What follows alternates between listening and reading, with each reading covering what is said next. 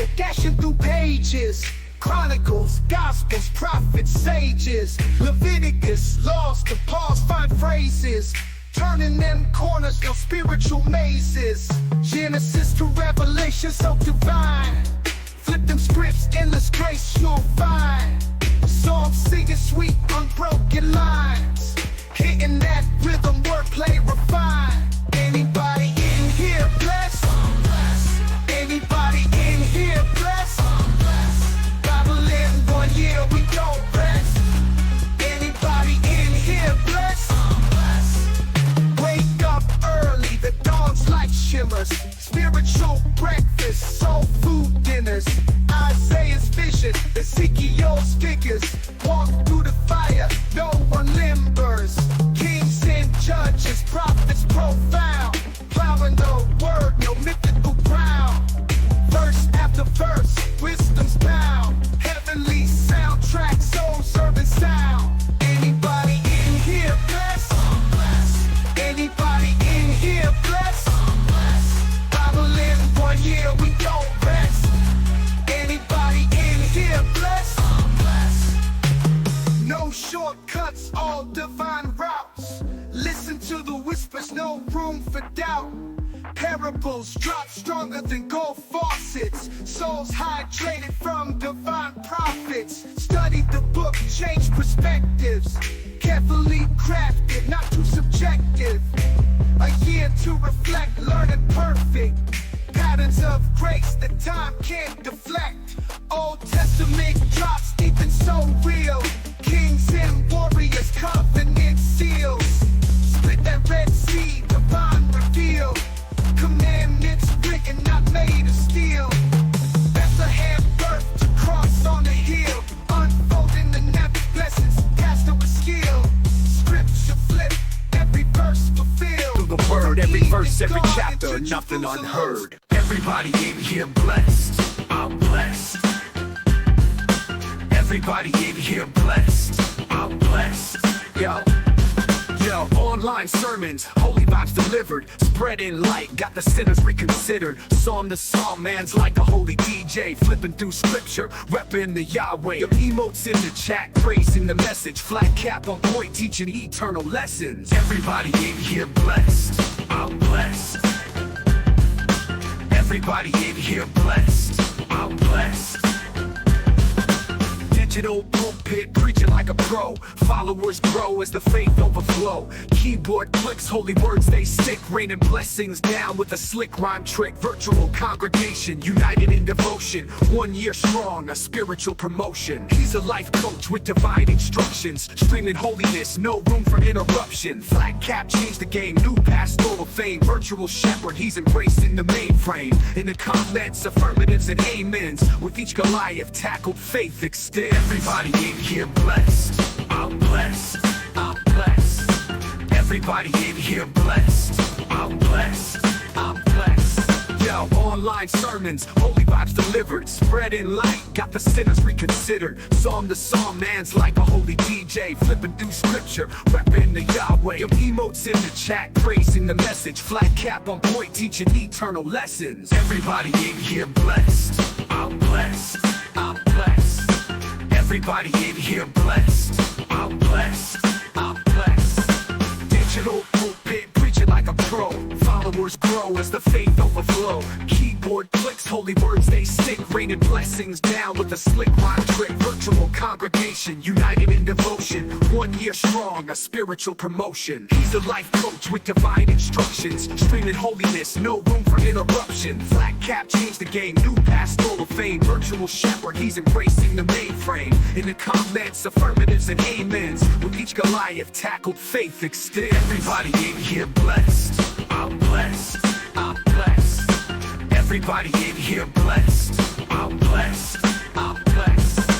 Everybody in here blessed, I'm blessed, I'm blessed. Everybody in here blessed, I'm blessed, I'm blessed. Digital pulpit, preaching like a pro. Followers grow as the faith overflow. Keyboard clicks, holy words they stick. Raining blessings down with a slick rhyme trick.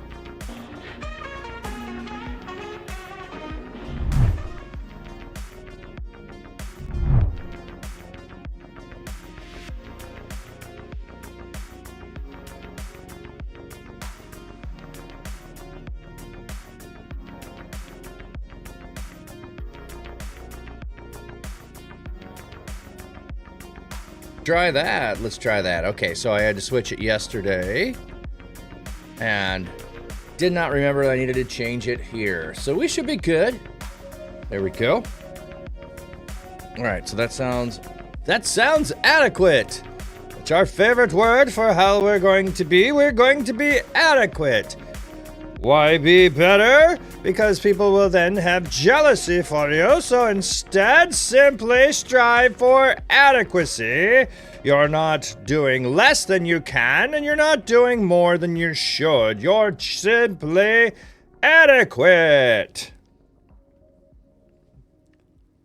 I don't know. For some reason, that word is just stuck in my head, and it seems like a fun thing to say. So there you go. Enjoy that. Enjoy that one. Okay. Let's see. We do I not have? Yes, I do not have it here, but let me just, nah, it's not worth it. We'll go over here. We'll just go over here. And it will be right there. So there we go.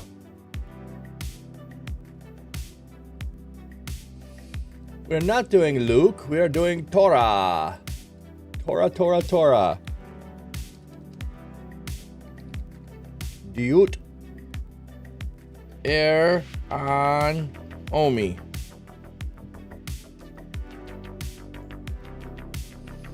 And let's get scripture up on screen.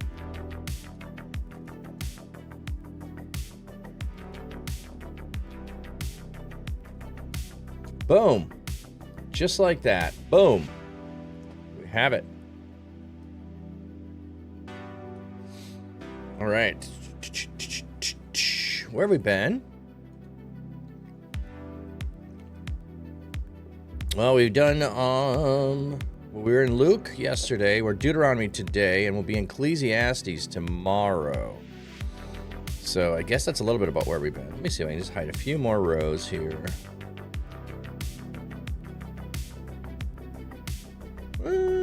Hide those rows. There we go. We can see a little overall. Here's where we are. Here's what we just did.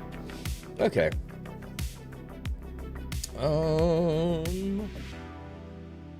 Seems like I'm not the only one slow rolling it today. So I just was listening to a conversation talking about how summer is over and it's time to start getting back up at the crack of dawn. Okay. That's just weird to me. Now I'm sleeping in later because the sun isn't rising as early. So I'm actually doing the opposite. A month ago, I was probably up at 5:30 because the sun was out.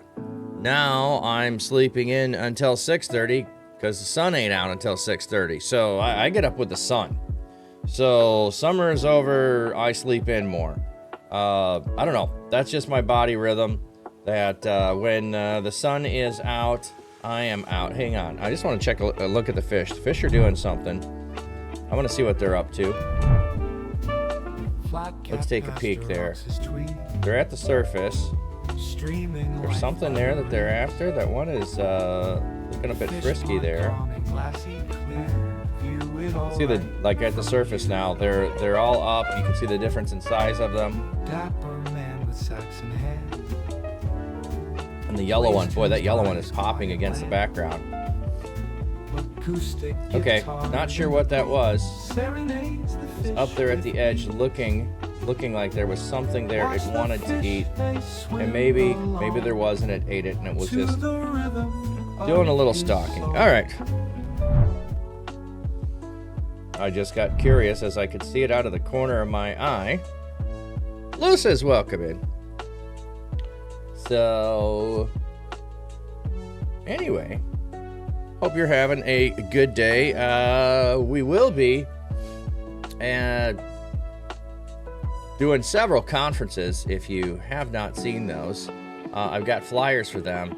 And if you cannot attend those, you can watch the videos later. You can watch the VODs if you register. So for any one of those conferences, you are welcome to register for free. They're digital-only conferences. And if you can attend part, if you can't attend it, they're still worth signing up for us. So if you'd like to attend those, especially the Digital Missionary Gaming Summit, working on that some more. And yeah, pretty excited about how that is coming together. Let me just see. I'm going to stretch. Slide that. There we go. Boom, boom, boom, boom, boom, boom. No, we'll leave it there. Okay. And then Reach Conference also. I thought there was. Do I not have Druzy in there? What happened to Druzy? Druzy should have been in there. Okay. Let me add that. We got a podcast today. I thought it was in there.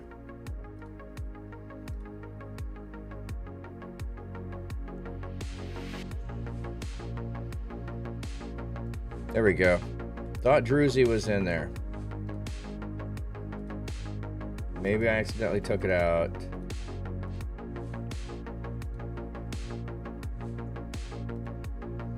And I'm going to pause on Druzy. So anybody coming in will know. We got the podcast at 10 a.m. today. So we will be shorter than normal.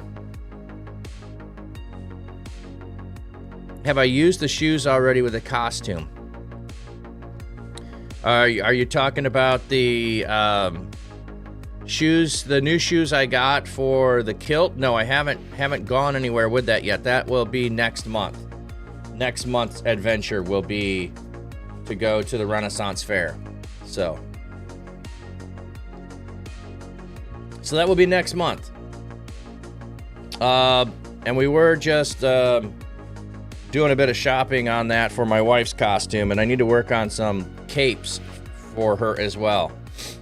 So there might be a surprise sewing stream, or maybe I'll just have to work on it and get it done. I don't know. Don't know. Stay tuned for that. Okay. Anyway, Druzy today on the Church Digital at 10. So we've got Bible we're going to get into here, and then we'll be doing a podcast. So, okay. So Deuteronomy 20.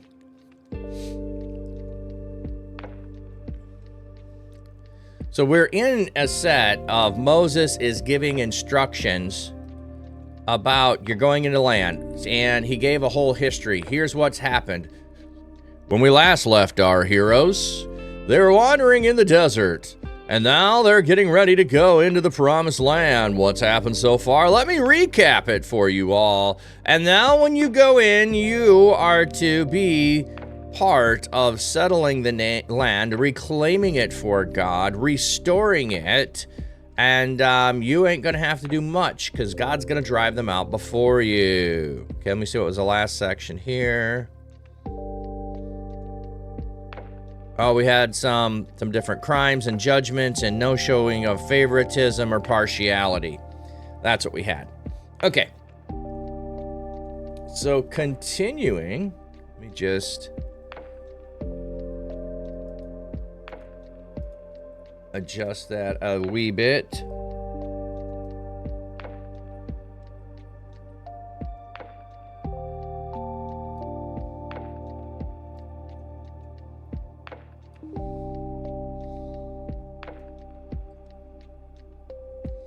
There we go. So, when you go to war against your enemies and see chariotry, and troops who outnumber you, do not be afraid of them. I also want to just kind of do this as a monotone reading of the do not be afraid of them, for the Lord your God, who brought you up out of the land of Egypt, is with you. As you move forward for battle, the priest will approach and say to the soldiers, "Hey, second witness, welcome in. Listen, Israel. Today, you are moving forward to do battle with the enemies. Do not be faint-hearted. Do not fear and tremble or be terrified because of them. For the Lord your God goes with you to fight on your behalf against your enemies to give you victory." Like, could that be like the least excited God is going with you, like reading ever?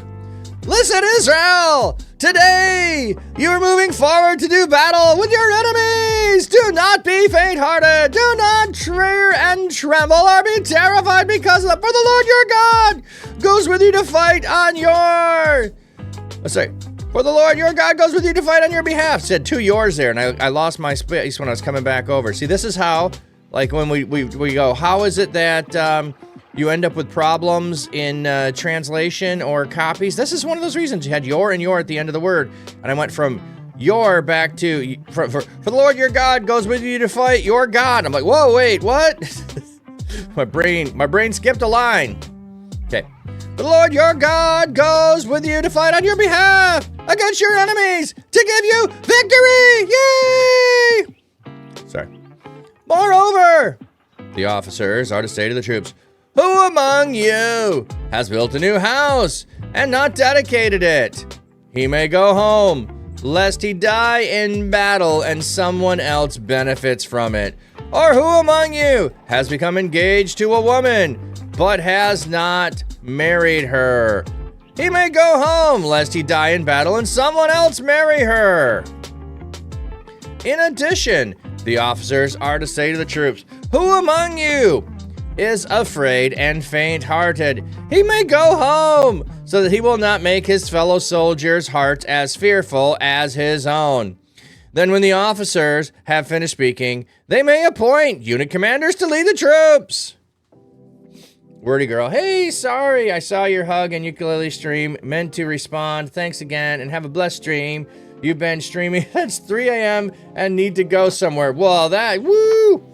Get some rest when you can, wordy girl. Well, you raided in, and I was leaving to get over here and get started. So no worries. If you did reply, I probably would not have seen it anyway. Just wanted to welcome you in. And so appreciate it, friend. And I hope you're doing well. Hope you're doing well.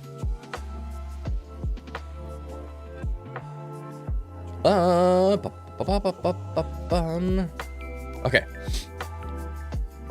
When you approach a city to wage war against it, offer it peace terms. If if it accepts your terms and submits to you, all the people found in it will be your slaves. Okay, wait a minute. I always have the impression there's supposed to be total annihilation. They're supposed to not let anybody live. You're not supposed to offer peace terms. Wait a minute. Right here it is. When you approach a city to wage war against it, offer it peace terms.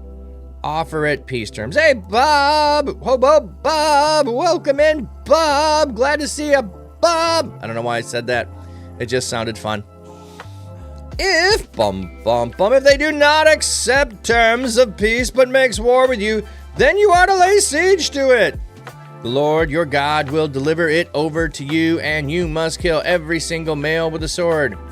So if they, after having an offer of peace, do not accept peace, you are to kill all of the men. However, the women, little children, cattle, and everything else in the city, all its plunder, you may take for yourselves as spoil. You may take from your enemies the plunder that the Lord your God has given you. This is how you are to deal with those cities located far from you, those that do not belong to the nearby nations.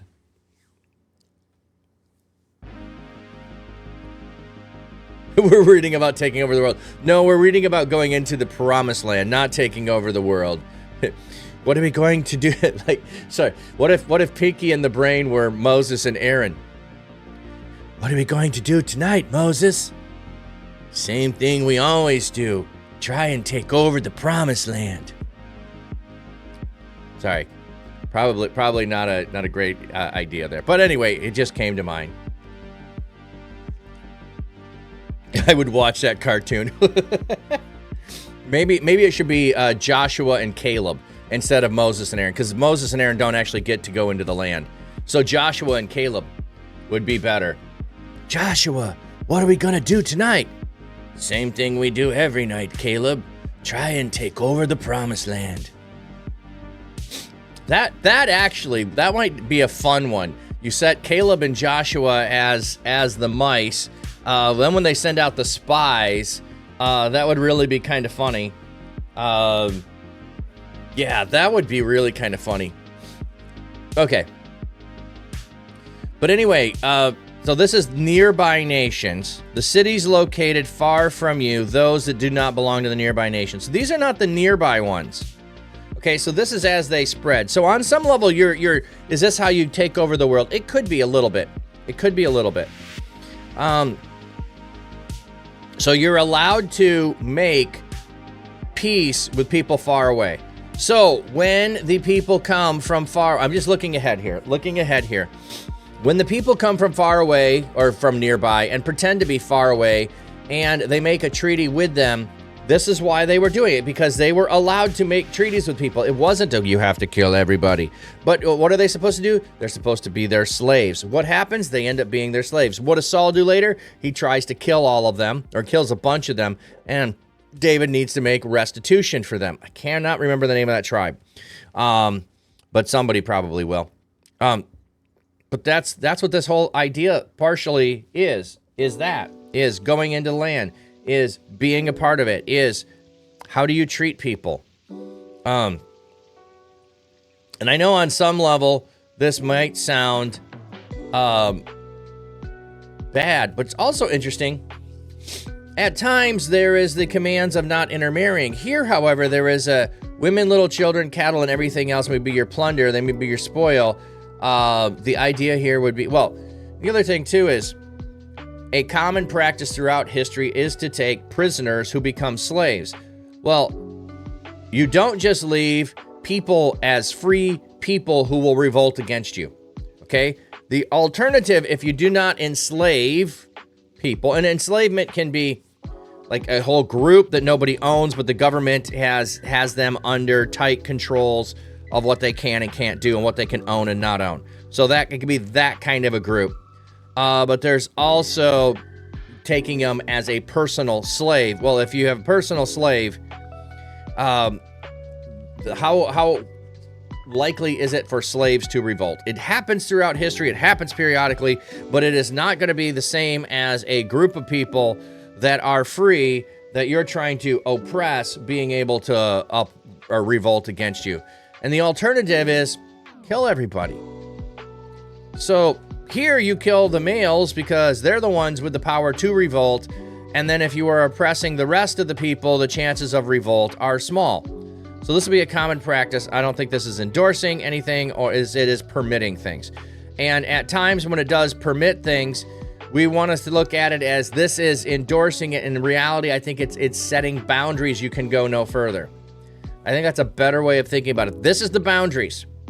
You cannot do more than this. The same with where an eye for an eye and a tooth for a tooth shows up in the Bible. It's not to say that you need to restore and repay every wrong done. It is saying you may do no more than repay a wrong that is done. You may not go above and beyond what has been done to you. You do not get to go and punish them so they'll never do it again. Okay. As for the cities of these people that the Lord your God is going to give you as an inheritance, you must not allow a single living thing to survive. Any breath. So the ones that are inheritance, so the ones that are far away you can make treaties with, but the ones that are your inheritance, they are not. Instead, you must utterly annihilate them.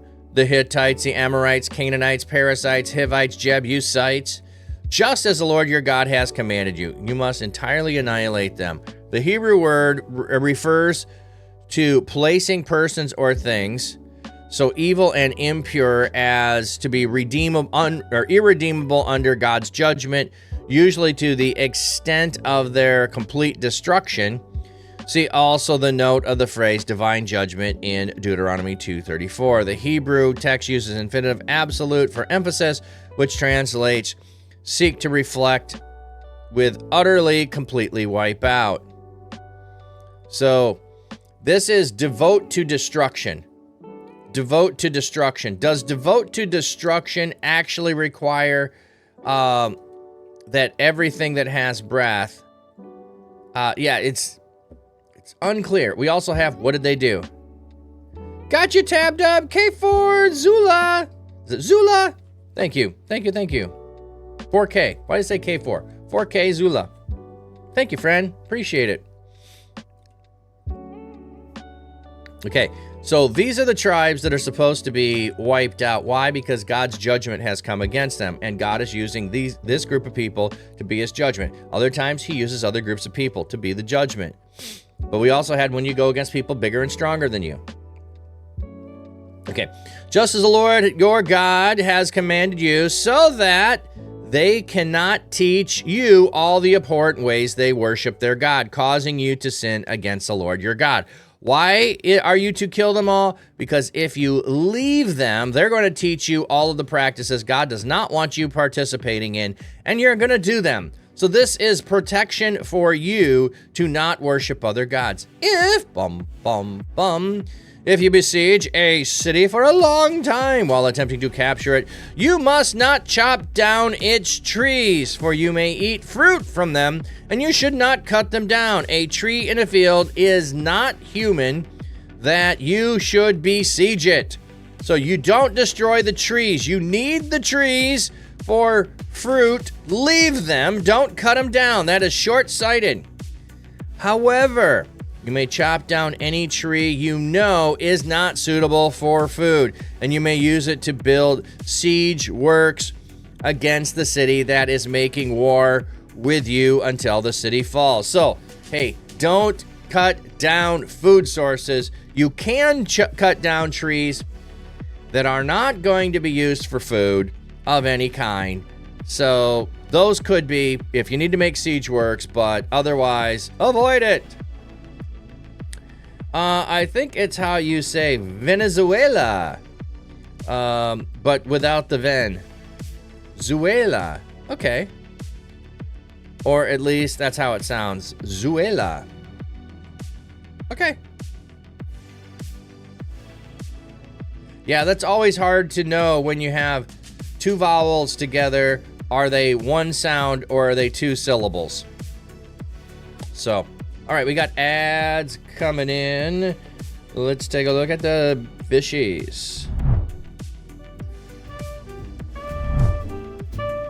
Flat cat pasture ox's tweet, streaming life by the reeds. Fish pond calm and glassy clear, view it all right from here.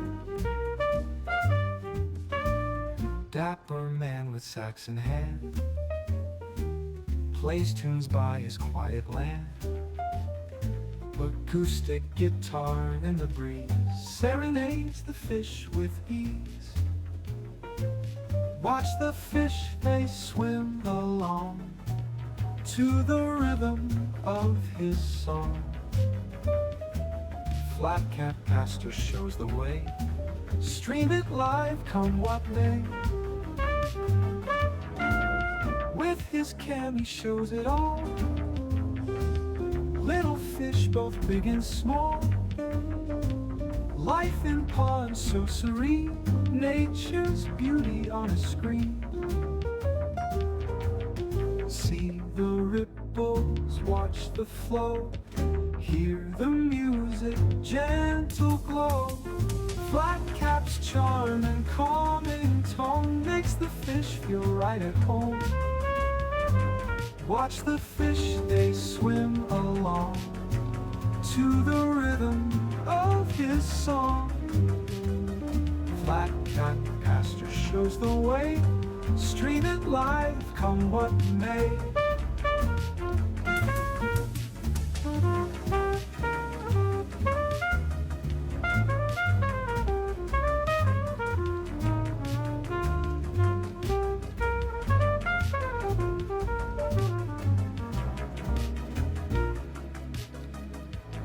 His candy shows it all, little fish both big and small. Life in pond so serene, nature's beauty. All right, we should be back. check out the church digital. They were playing Assassin's Creed Valhalla. Yes, I was. I was playing that yesterday. Didn't play for very long, but that was okay. And I got the microphone figured out. So when Unify did an update, even though it had my microphone in there, it would not recognize that microphone, and I had to delete the microphone and add it back. So that's what ended up happening yesterday. And I think maybe I got some of the other problems hopefully fixed that it was having too. We'll see. We will see. Okay. So we've got some instructions of war. Now we're going to keep going with more instructions. So on some level, I think what we have instructions overall of things given by God as here's a for all time and all space kind of a thing of what you're to do as you go in the land. And then we have some case law. Hey, problems have come up. They've come before Moses. Moses has brought them before God. Here are the solutions to those. So remember these things. The other thing is like, really, a case law is a better way to think of how the Torah is used rather than statutory law.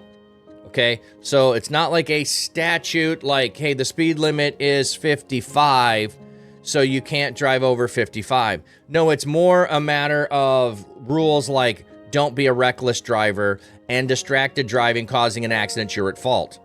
Okay, so it's more along the lines of things that have to have judgment in them around things of, well, in this case, we decided it this way. In another case, we decided that way. So based on those cases, here's how we decided in this one.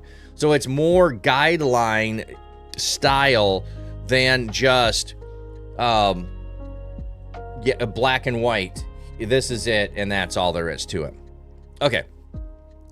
If a homicide victim should be found lying in a field in the land the Lord your God is giving you, and no one knows who killed him, your elders and judges must go out and measure how far it is to the cities in vicinity of the corpse. This is such a weird kind of thing. Like, hey, let's see who's close by, and we'll see who's the closest. Then the elder of the city nearest the corpse must take from the herd a heifer that has not been worked, that has never pulled the yoke, and bring the heifer down to a wadi with flowing water, to a valley that is neither plowed nor sown. There, at the wadi, they are to break the heifer's neck. Then the Levitical priest will approach, for the Lord your God has chosen them to serve him and to pronounce blessing in his name and to decide every judicial verdict. And all the elders of that city nearest the corpse must wash their hands over the heifer whose neck was broken in the valley. Then they must proclaim, our hands have not spilled this blood, nor have we witnessed the crime. Do not blame your people Israel, whom you redeemed, O Lord, and do not hold them accountable for the bloodshed of an innocent person. So, we need a heifer that has not plowed, and we need to bring it to a wadi by water and then break its neck. And it has to be whoever's closest. So, like, I'm just, like, nefariously thinking as my brain often does. Okay, so we're rivals with that town over there.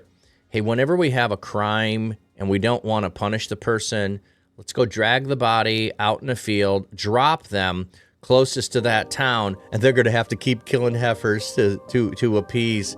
And pretty soon they'll have no heifers because we're going to, we will show them.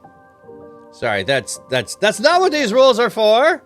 But you would also have to continuously not get caught. So probably not a thing that people were thinking of.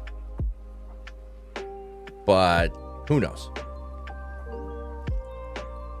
Okay, anyway. So there is no way to know who did it. There is no witness to it.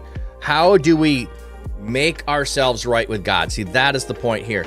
We as a people need to be right with God, and we do not know who did it. There is no witness, so we are not going to make false accusations, and we're not going to go on a witch hunt to find out who did it. We're going to, though, make amends for the people. Now, this also, notice all the elders of the city are doing this. So if the elders of the city know anything, now's the time for them to speak up, because they are washing their hands of this. Then atonement will be made for the bloodshed. In this manner, you will purge the blood of innocent blood from among you, for you must do what is right before the Lord.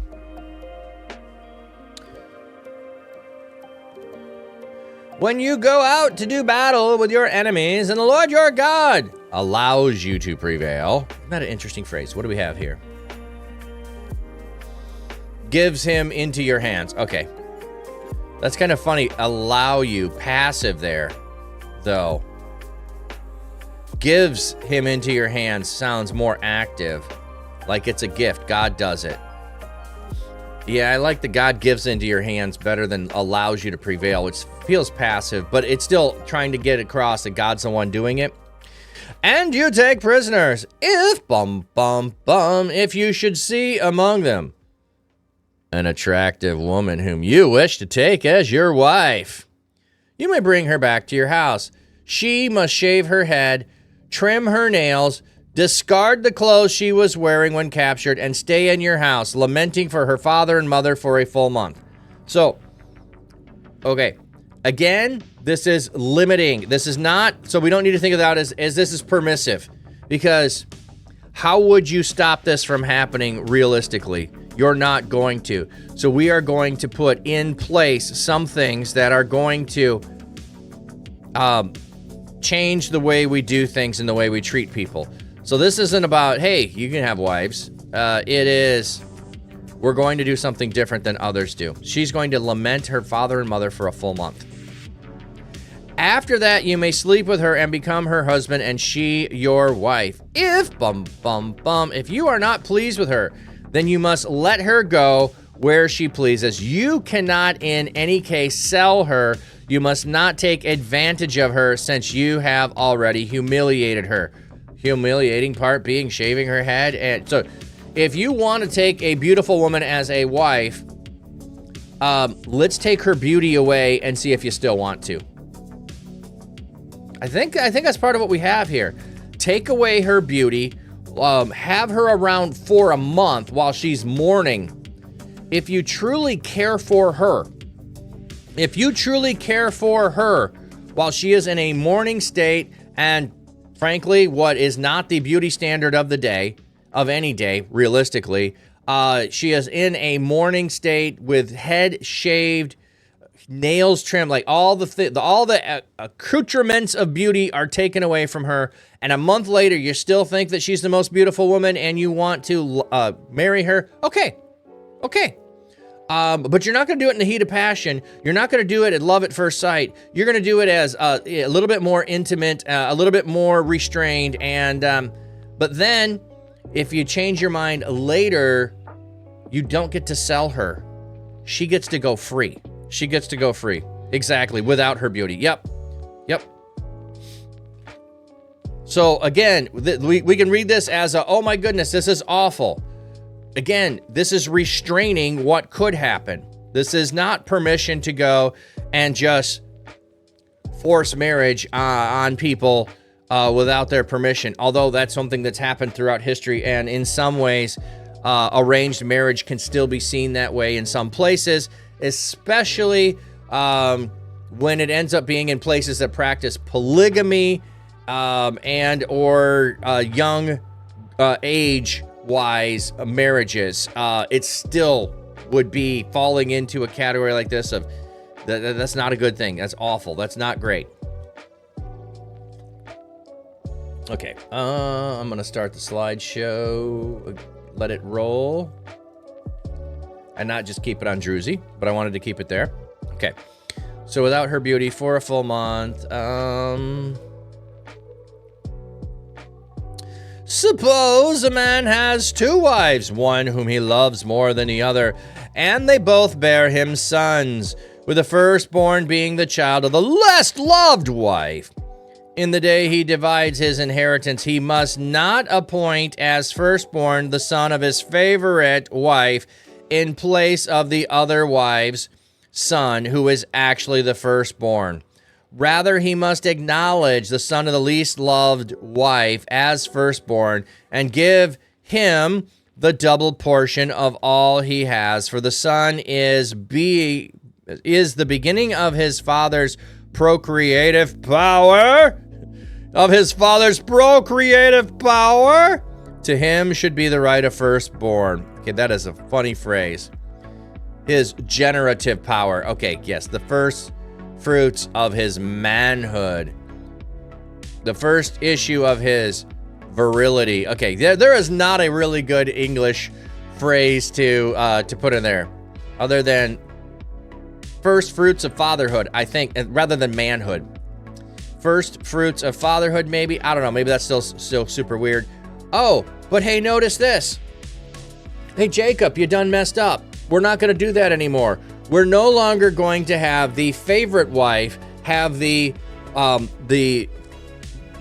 Behor who inherits the double portion like you did with Joseph. However, Joseph can be seen as an exception from the standpoint of Joseph doesn't actually get the inheritance. It goes straight to his two sons, Ephraim and Manasseh. So there's that level of which the double portion is split between two people, so it doesn't go. And then we also have Reuben and Levi end up excluding themselves, Reuben being the oldest, Levi being the next, of being the Behor. So Reuben exempts himself from it by trying to usurp his father. Levi and Simeon, that's who else I was trying to think of.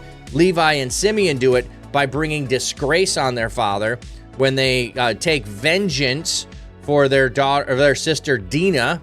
They take vengeance, and then so it falls to Judah, who would have been fourthborn. But Judah also redeems himself and steps into the role when they are when he's protecting Benjamin and he's protecting Simeon. So we have that. Lucia, she would not only be mourning her lost relatives, but how she was changed. For a month, he has to wait and maybe try to be nice to her for a month. Maybe he has to live with some guilt too. I think absolutely there is that while she is mourning, he is to care for her, not just let her mope around the house, wait till it's over, and then try to get on with, hey babe, I cut off all your hair. I made a nice wig with it. You can put that back on anytime you'd like. No, this is, her identity is gone. He has shamed her by stealing her beauty. And, if that marriage still goes forward after a month, then she's yours. So, and I think the displeasing her is part of the she's been around for a month, I'm no longer pleased with her, send her away. Not necessarily, well, I waited a month, let's go ahead and consummate the marriage. Oh wait, you're not that great, let me get somebody else. I don't think it's just that. It could be a later on down the road, but I don't think that's the idea there. Okay, so we're getting a lot of these, what if this happens? That's why I said these are like case laws. So this is like, in this circumstance, what's the closest to it? This is how we figure out what we need to do in this case. If a person has a stubborn, rebellious son who pays no attention to his father or mother, and they discipline him to no avail, his father or mother must seize him and bring him to the elders at the gate of the city. Okay. He chooses not to listen to them. I want to go look up the age of this. 18. 21, 18.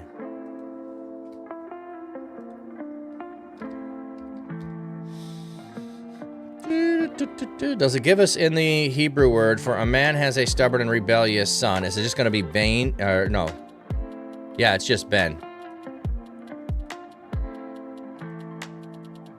Bane.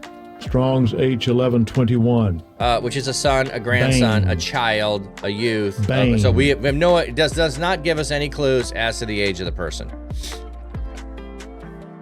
Okay, so my assumption here is this is an unmarried youth. This is an unmarried son. Okay, if the son is married, the son is in a different position here. So I think this means unmarried son is how I would understand this, because a lot of people try to figure out, well, how do I know if I have a rebellious son? How do I know if this should apply to me today? Well, this is a little bit different because this, I think, as we read through it, has ties to the land. But also, we have New Testament things to deal with as well with taking care of family. So anyway, let's keep going. Pays no attention to his father or mother. Notice mom is included in here. So maybe he pays attention to father, but not mother. So it could be one or the other. Okay? And they have disciplined him to no avail. Doesn't listen to them. His father and mother must seize him and bring him to the elders. So he will not listen. He will not obey one of the parents. So you both take him to the city gates, to the elders. They must declare to the elders of the city, our son is stubborn and rebellious and pays no attention to whatever we say. He is a glutton and a drunkard. Okay, there was nothing in the accusations that said he was a glutton and a drunkard.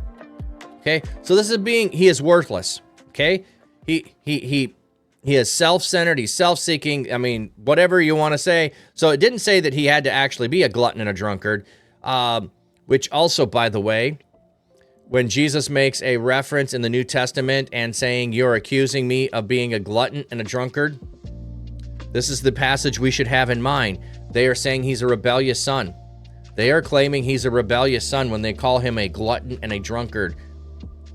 Then all the men of the city must stone him to death. In this way, you will purge wickedness from among you, and all Israel will hear about it and be afraid.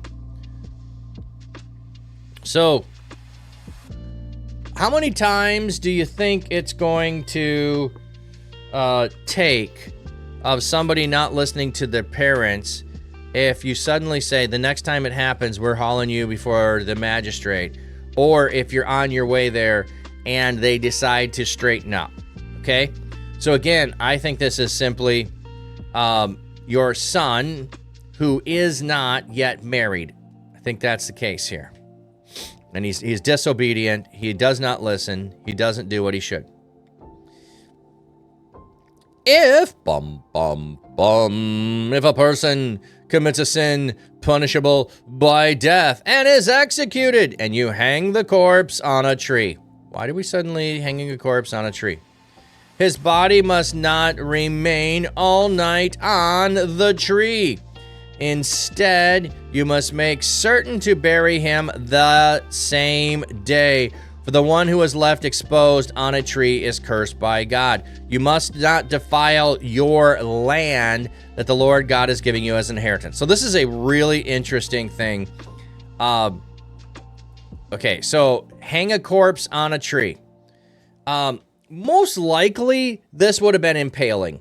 Okay, this would have been impaling. Well, this is as close to looking like a tree as I have. So impaling would often be taking and just making a human body into a shish kebab and then setting it upright. That would be how impaling would work.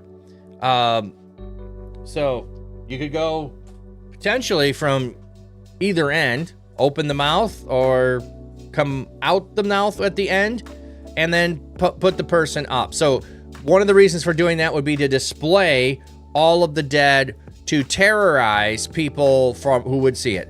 And so this is a common practice in ancient times. It's probably less likely thinking of a noose. Okay, a noose was not as ancient a practice as like you think of Vlad the Impaler. Okay, that would have been more likely what was happening. So you don't leave them on the tree, and a rod that you use could still be called a tree. Okay, we don't have to just have a separate name for it. It could still be that. All right. A lot of fun stuff today, everybody. Who's learning about fun stuff that we can do when we go in the land? Yay! We get to go and take the land. And if you don't obey, you're gonna become a message for other people that they should obey. You don't want to be the deterrent. Okay, 22. When you see your neighbor's ox or sheep going astray, do not ignore it. You must return it without fail to your neighbor. So, maybe today this is you see your neighbor's dog running around and you're like, oh my goodness, that stupid dog is always getting loose. I hope it gets run over. No, you can't. You must go and help secure the dog and return it to your neighbor, even if it's pooping on your lawn. Just saying. Not from experience. No, I'm just saying this because I can visualize it. They didn't leave Jesus on the cross on... Oh, yeah, loose, exactly. That's what I was leading at. That's part of the reason... Thank you for bringing me back to that point. That's part of the reason why they need to bring Jesus down because of that. Now, the Romans probably normally would just, go whatever. But since it was Passover and there was prone to riots, they would appease the crowd and the people so that riots wouldn't happen. And so probably knowing that this is a potential and it's happened before, that's where the legs of the two robbers, actually probably zealots more likely, trying to overthrow the government than just thieves. But the two crucified with Jesus have their legs broken. Jesus is already dead, so he doesn't need to have his legs broken. But yeah, that's why they take him down from the cross before the day is over. It's not just about the person being accursed. It's your land will be cursed if you do this. So, okay. So if your neighbor's ox or sheep going astray, do not ignore it. You must return it without fail. If the owner does not live near you and you do not know who owns it, then you must corral the animal at your house and let it stay with you until the owner looks for it. Then you must return it to him. So if you find a stray, and you don't know whose it is, you still are responsible for it. You shall do the same for his donkey, his clothes, or anything else your neighbor has lost and you have found. Weird. How is my neighbor losing his clothes? Don't know.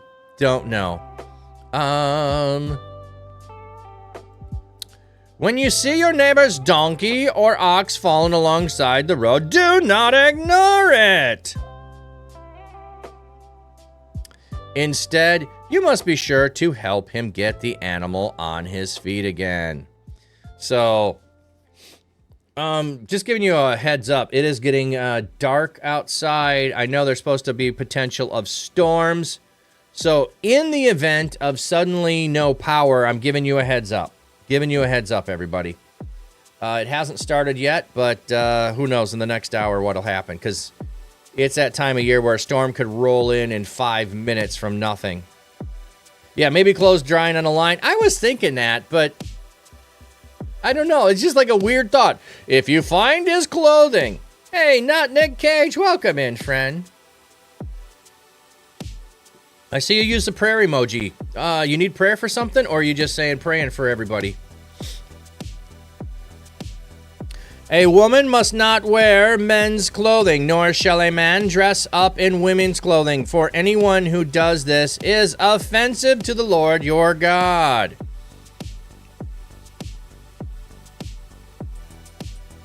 The Hebrew word, edah, speaks to anything that runs counter to ritual or moral order, especially in to Old Testament to divine standards. Cross-dressing in this covenant context may... Okay, I do not think this is cross-dressing. That your internet stays good. Oh, okay, thank you, yes. I don't think this is saying cross-dressing. I think this is for deception. I don't think this is just, I like to wear the other clothes. I don't think this is a clothing preference, okay? This does not mean women can't wear pants. No, Bob, it doesn't. Also, culturally, let's just go there.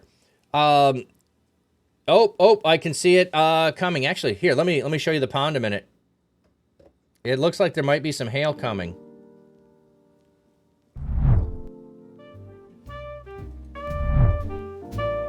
Flat cat pastor rocks his tweed, streaming life by the reed. If not, that's some serious rain coming. Fish pond. I'm on the side of the house that gets the least amount of rain, so I can't really see much on my window. Oh, that's weird. Right now, because it's dark outside, I can see the reflection of fish in the aquarium in the window. I thought there was some animals outside my window. It turns out to be my fish that are swimming in the aquarium that were just reflecting in the outside. Doesn't look too bad, but there we go. Just giving you a peek. It looked big enough to be some hail there, but it might just be severe rain. So, oh, now the camera's shaking. The wind is picking up. Okay. I don't think this is about cross-dressing. I really don't. Also, kilts. Kilts are something that is considered to be men's attire. Well, that's a skirt. What's the difference? Cultural acceptance of things. Also, by the way, if you don't know this, high heels were invented for men to wear. Women did not wear high heels to begin with. It was men who wore high heels. Later, it became the norm. Pink used to be the color for boys. Later, it became the color for girls. Yeah, pink and purple were men's colors, exactly. So if anyone is judging and saying that can't be a thing you wear, and I remember this as a kid, that women had to wear skirts and shouldn't be wearing pants because of this passage, you're misunderstanding. There is no one attire for men, one attire for women for all time. It's culturally established what those things are, and they're prone to change. So I don't think this is about cross-dressing. I think this is about deception. Oh, now I can hear it. I think this is deceiving. Why? We were just talking about how we treat our neighbors, how we do other things. This isn't just about, well, let's just go with there. The picture of me with a feather boa. Oh, my goodness. Let me just, because feather boas and I'm going to, no. It would be, hey, hello, Christian from Turkey here. Hey, welcome in, Kit Pen. Glad to have you here, friend. I think this is about intentionally doing it to deceive. So you could do this to deceive because you are trying to get away from something, you're trying to avoid something. I think that's the part that is in here. And I could be wrong, okay? But to me, the cross-dressing thing just seems to be meh. I don't think that's what they're worried about. I don't think that would be a thing that people were really doing. A boa is just a scarf. They are not gender specific. Well, culturally, you know, maybe. All right, we got ads coming in, so let's go ahead and go to the fish. You can see a little bit more of the storm rolling in there as we go to ad break. Also, with this one, there's like no context whatsoever. It just pops in. Don't dress in clothing that does not match what people's expectations are of how you should dress. Dapper man with sax in hand plays tunes by his quiet land. Acoustic guitar in the breeze serenades the fish with ease. Watch the fish, they swim along to the rhythm of his song. Flat cat pastor shows the way. Stream it live, come what may. With his cam he shows it all. Little fish both big and small. Life in pond so serene. Nature's beauty on a screen. See the ripples, watch the flow. Hear the music, gentle glow. Flat cap soap's charm and calming tone makes the fish feel right at home. Watch the fish, they swim along to the rhythm of his song. Flat Cat Pasture shows the way, stream it live, come what may.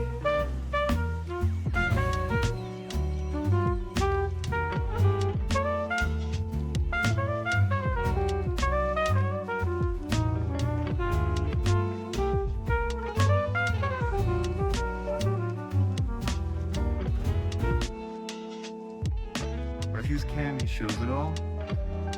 Little fish, both big and small. Life in pond so serene, nature's beauty on a screen. See the ripples.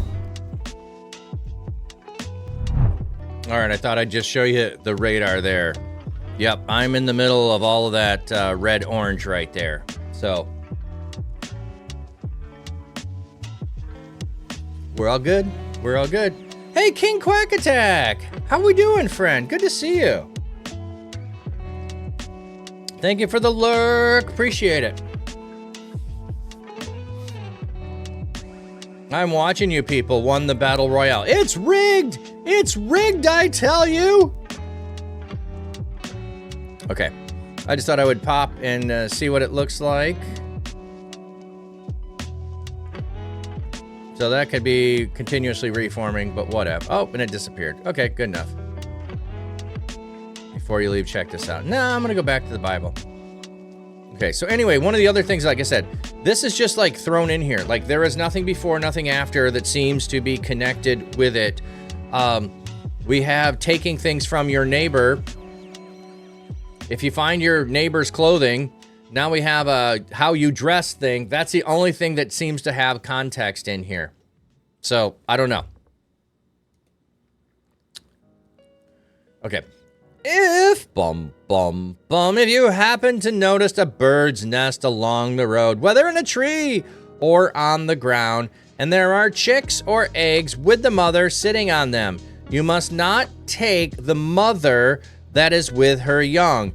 You must be sure to let the mother go, but you may take the young for yourself. Do this so it may go well with you and you may live a long time. So you find a bird's nest and you're like, oh man, I think I'm gonna fry up some eggs today. Oh, and we can have a little birdie for dinner. No, one or the other.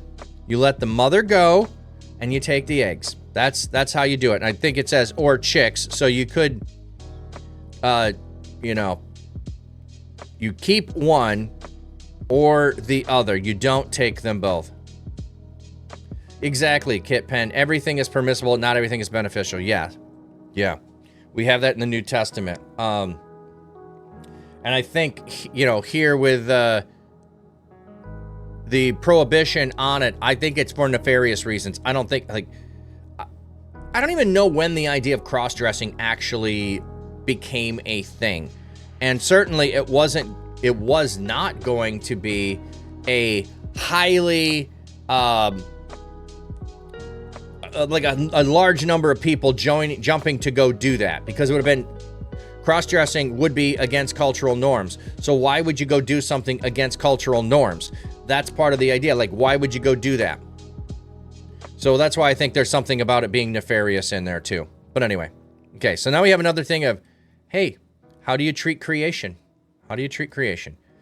If if you build a new house, you must construct a guardrail around your roof to avoid being culpable in the event someone should fall from it. That's sound advice. Sound advice. You don't want someone falling off your roof. Now, we have pitched roofs for rain and other precipitation, snow to run off from. I'm going to just give you this image a minute because there is rain running off of the canopy, the tarp above the sunshade. It's running off. It's filling the pond. So I have a deck right there. its own. So there are rules around how high a deck can be and to put a guardrail around it. I have decks that are 2 steps high. Now, maybe to the water, it is above that regulation, but you'd be falling in the water. So, hey, thank you for the follow. Appreciate that, Kit Pen. Appreciate that. And by the way, anyone who has questions, thoughts, please jump in with this. This is a section that's kind of eludes most people because we don't spend a lot of time on it. And it's just a whole bunch of, here this is. So you might hear someone quoting it because they're like, well, it says here. Yeah, but what's the context? They're going into the land. They are people who are set apart. They're supposed to be different from the nations. So if you are to be living a certain way and doing certain things, then anything that is contrary to that is what we're getting rules about here. Guidelines. Okay, so we want to have guardrails so that no one gets hurt. Oh, what? You mean love your neighbor as yourself? Yes. You must not plant your vineyard with 2 kinds of seeds. Otherwise, the entire yield, both the seed and the plant of the produce of the vineyard, will be defiled.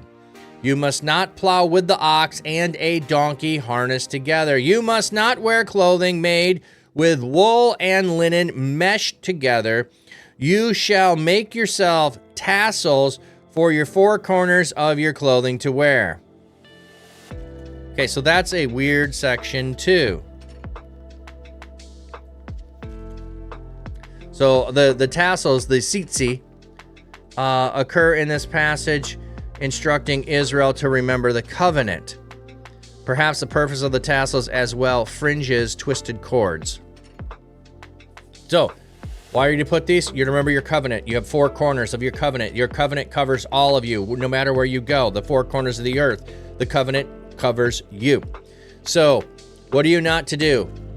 Mix 2 things together. This is why I think it makes sense of deception as well. But it could be cross-dressing. I just don't think there's such a prominence that you're going to have it listed to don't cross-dress unless it was a common occurrence. And I don't think I've seen any evidence that there would have been a common occurrence. But you have, don't mix 2 kinds of seed together in a field. I don't know if you've ever done this. You planted things in a field together and you ended up with cross-pollination. I've done this with some squash before and had some weird inedible squash that was mixed from a couple of different varieties because I planted one row, another row, another row. I don't just grow one crop. They would have been growing just one crop in a field. So mixing an ox and a donkey to harness together to plow your field doesn't seem like a big deal. Why would you do that? These are all symbols of mixing. You're not to mix. You're to be set apart. You're to be different. You're not to put together things that God hasn't put together. And then even your clothing, wool and linen are not to be interwoven together. This doesn't mean you can't have layers. The priests have layers of things, mixing both of these kinds of things. So wear clothing made with wool and linen. So if my hat was both wool and linen, it would be in violation of that. Now, I know we have all kinds of synthetic blends. I don't know where that fits in all of this. On some level, my brain goes, it probably just means shouldn't be wearing it if I'm trying to obey all of this to the degree that it's saying here. But again, this part of Deuteronomy is about the people who are set apart by God and instructions to them as being the people who are set apart. I am not an Israelite, and I don't know that I should be doing all of these things. Don't think I should. Those were the rules for them, for those going into the land. I'm not in the land. I'm not going to go into the land. Okay, now we'll get another case. Suppose a man marries a woman, sleeps with her, and then rejects her, accusing her of impropriety and defaming her reputation by saying, I married this woman, but when I approached her for marital relations, I discovered she was not a virgin. So we got someone making a false accusation here. For example, who plows with an ox and a donkey? Yeah. I mean, I'm not plowing with a donkey or an ox. I mean, there are places that do. I I have a rototiller, or I use a hoe. That'd be my means for doing that. It's more likely just using the hoe and doing a little row, putting some things in there, making a little hole in the ground, and then planting and covering it up. Okay, so a man claiming, because he doesn't like his wife, that she wasn't a virgin so he can get out of it.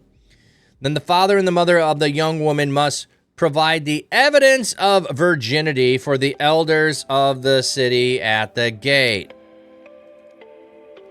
This would evidently be the blood-stained sheets indicating the first instance of intercourse. That's what we're assuming this is. So that was the sign of virginity. It doesn't mean that's that it absolutely happens. It was the thought of how that would happen. So you would keep that to be able to prove it, and this would happen on the wedding night. The young woman's father must say to the elders, I gave my daughter to this man and he has rejected her. So the dad is to come and stick up for his daughter. Moreover, he has raised accusations of impropriety by saying, I discovered your daughter was not a virgin, but this is the evidence of my daughter's virginity. The cloth must be spread out before the city elders. The elders of the city must then seize the man and punish him. They will fine him 100 shekels of silver and give them to the young woman's father, for the man who made the accusation ruined the reputation of an Israelite virgin. She will then become his wife, and he may never divorce her as long as she lives. Okay, I want to go check on the 100 shekels. Is that what it says there? So we are in 22. And what verse? 19.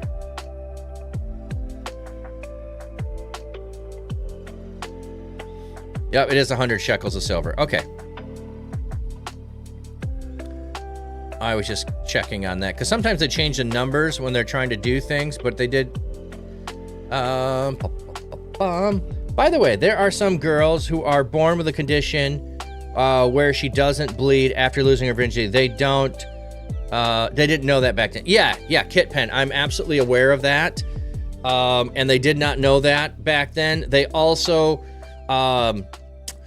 would think that the breaking of the hymen would be part of what would cause that, and some may have that break before they get to intercourse, and that also would be one of those things. So yeah, unfortunately, the ways that they came up with for devising checking virginity weren't 100% reliable, and so then women were subject to that accusation in those cases.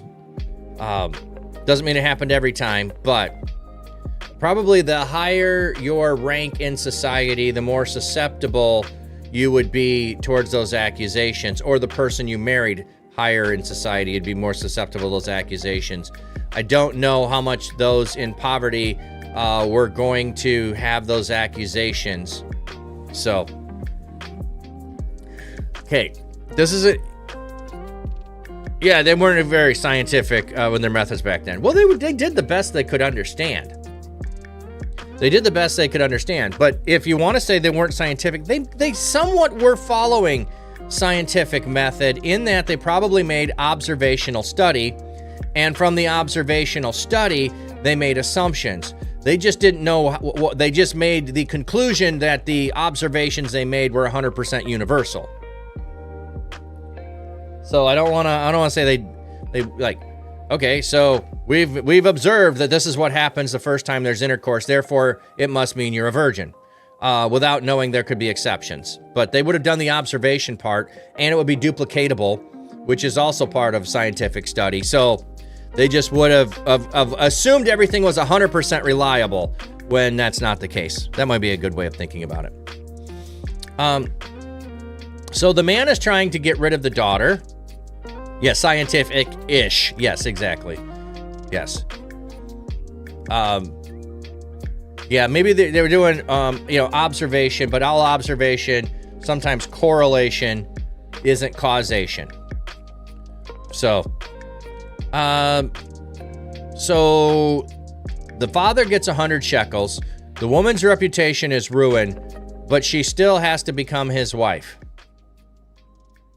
And he can't divorce her. Okay, this sounds like a bad situation. But if the man now can't divorce her, and he's the one who ruined her reputation, he's the one who has to restore it. Okay? So he's made his bed, he has to lie in it. I know it feels like it's punishment for the woman, but since he's ruined her reputation, who is going to marry this girl that he's ruined the reputation of? Doesn't matter, it's been proved untrue. He ruined her reputation. So this, again, is one of those things where it sounds like, oh man, that's unfair on her. And truth, it is probably unfair on her. Except she has someone to take care of her. She is not destitute. The divorce did not go through. He wasn't able to throw her to the curb. So in that regard, there is restoration for her. But yeah, from our modern sense of things, it does not sound good.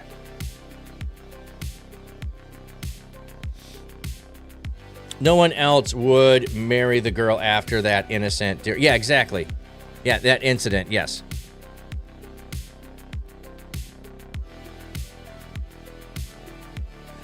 I think our modern slander and libel laws could do a little more with this, yes. However, we have freedom of speech, which seems to trump a lot of slander and libel, that I have the ability to say my opinion on things. Okay. But if, if the accusation is true, and the young woman was not a virgin, the men of her city must bring the young woman to the door of her father's house and stone her to death.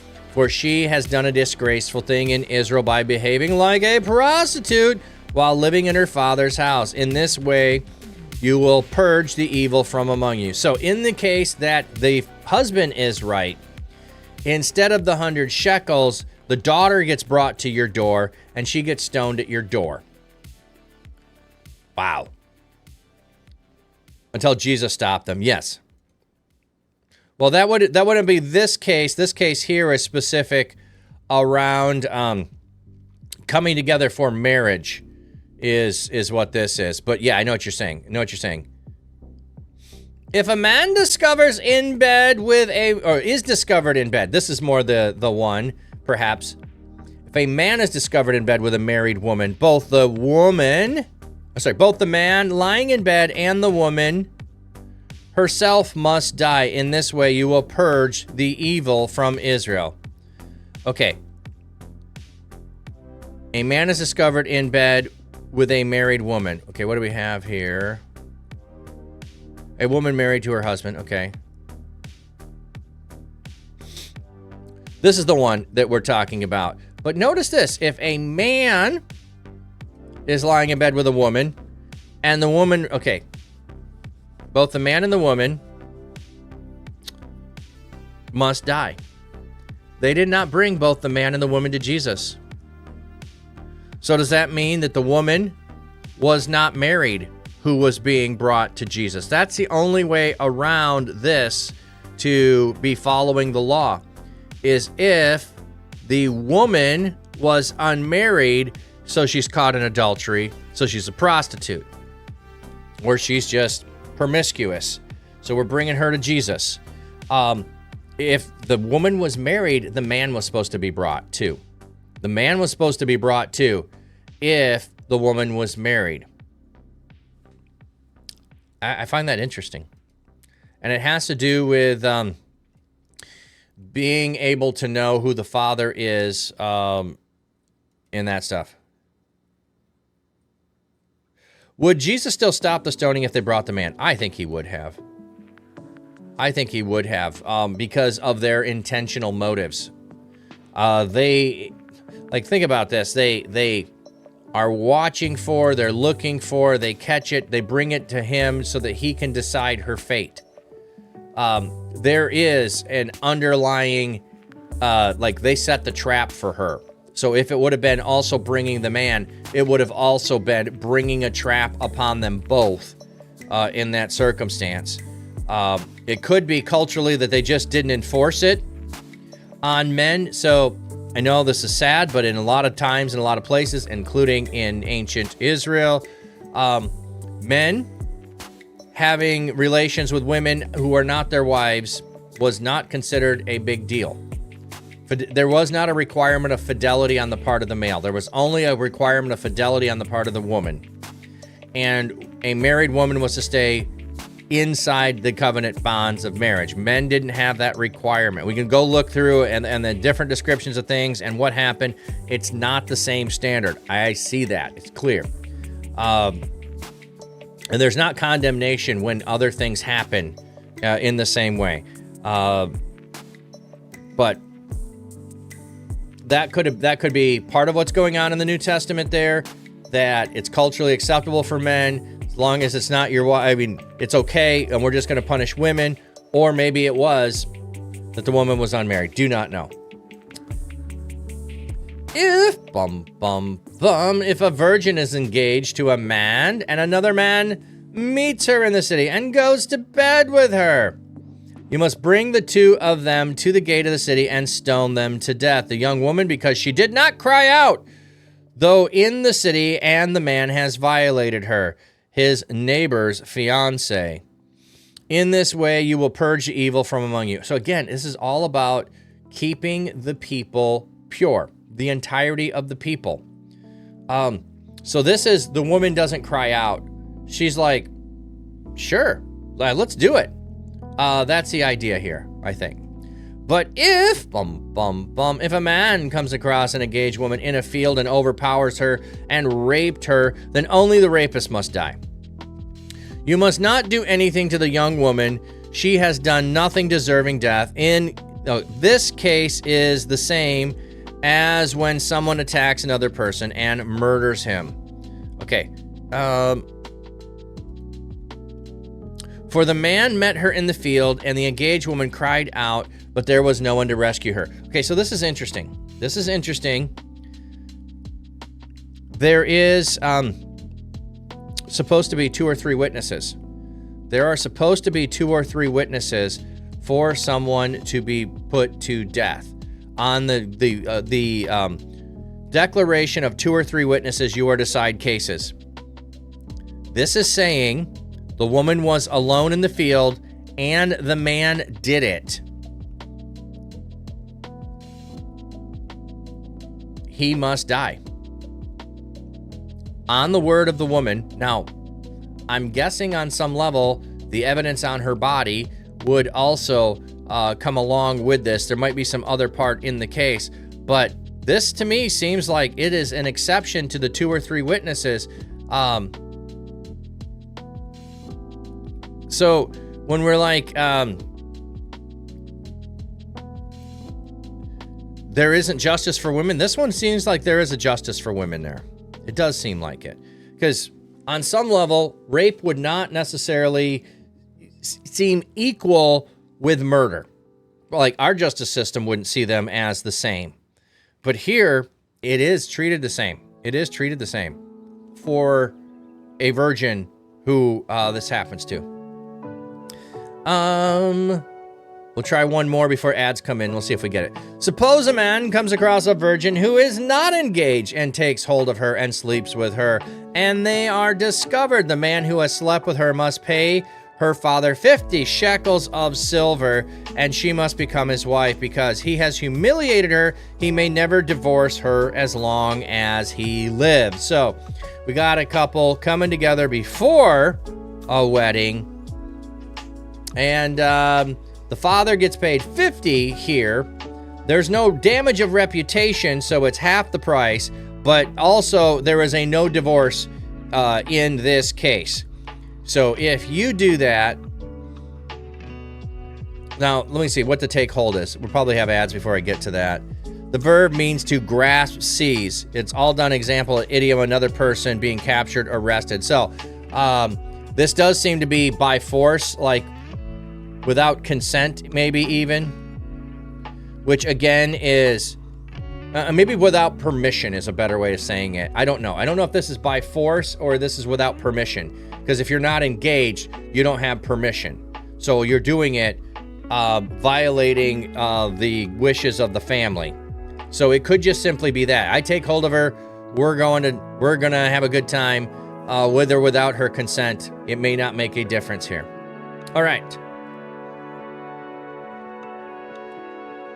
Should have ads coming in. Let's roll some promos this time. Let's roll some promos. Content creators, gamers, and cosplayers. Last year, ReachConf was an absolute blast. An in-real-life celebration where creators connected, impactful speakers inspired, gaming tourneys, on-stage shenanigans, and fantastic music kept the energy high. It was more than an event. It was a community coming together. Get ready for ReachConf 2025, happening November 6 to 8. All the best parts of gaming and creative culture will be there, live and in person. Last year, we hit capacity, and even with increased numbers this year, tickets are sure to sell fast. Don't miss your chance to be part of the ultimate IRL experience. Grab your tickets now and join the movement.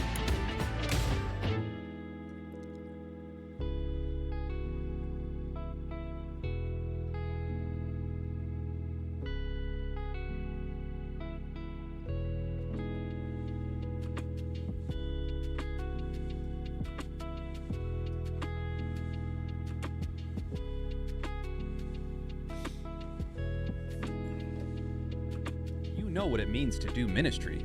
You also know what it means to be a gamer. And you know what it means to try to share Jesus in that space. I mean, you're doing it. You're in the lobbies, you're on Discord, you're in game chats, you're you're trying to be promo encouraging in your for- live stream chat. You're trying to bring hope into that stream. Guess we're calling You're it praying DM for the Con. person behind Digital Missionary the Con. handle. Gaming might be the medium, but discipleship is the true mission. And you feel like you're doing this by yourself. But imagine you weren't doing it alone. You've got backup. Imagine you were equipped and resourced and linked with others who know that discipleship can happen where you're at, where other players are gathering. Imagine that your passion is coordinated. You can have fun and be intentional on your streams. What if there was a summit built just for you, for digital missionaries in the gaming world? What if you were not just playing together, but you were actually building the kingdom together?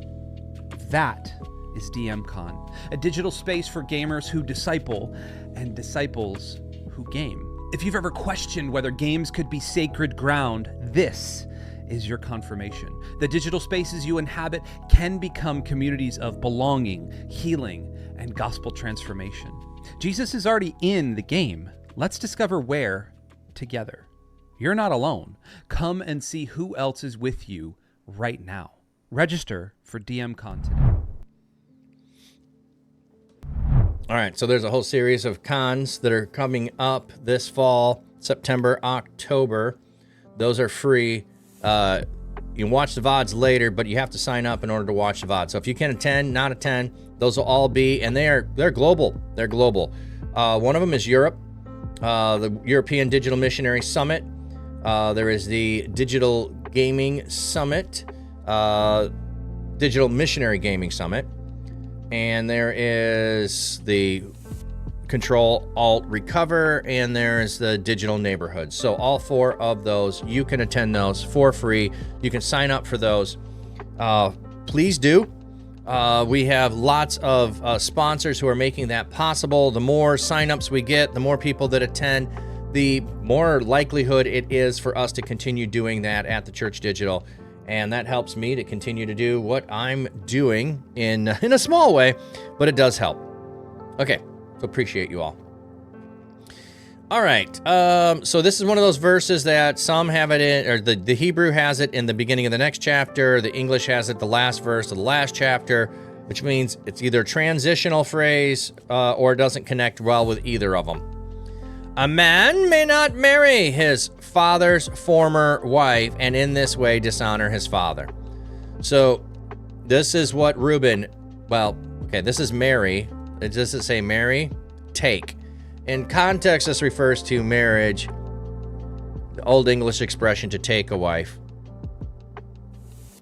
So this presupposes either the death of the father or the divorce, since this would be impossible for one to marry his stepmother while his father was still married to her.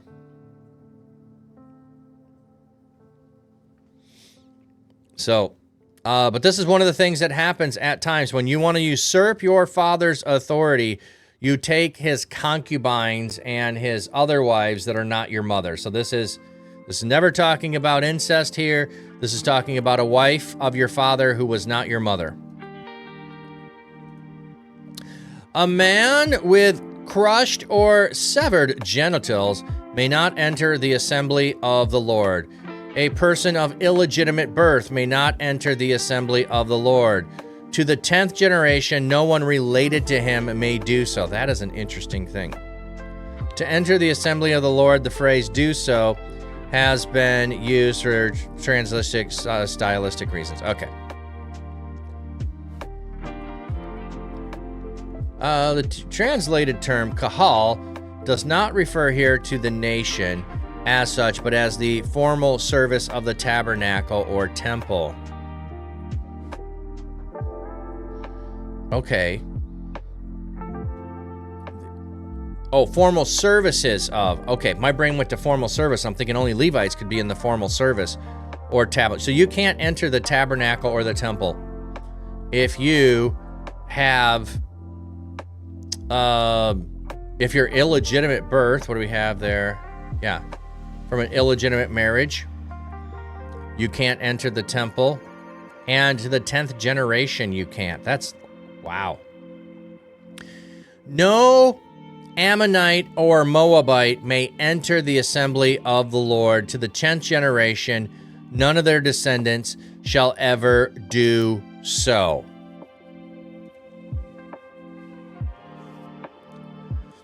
Okay, what about Ruth? What about Ruth? Does Ruth ever get to enter? Or because she is going to serve the one true God and she is married by Boaz and she becomes his wife, is she considered still a Moabite? And if it's the 10th generation, David can't enter the temple. Let me see. How many generations is this? I'm on a rabbit trail here.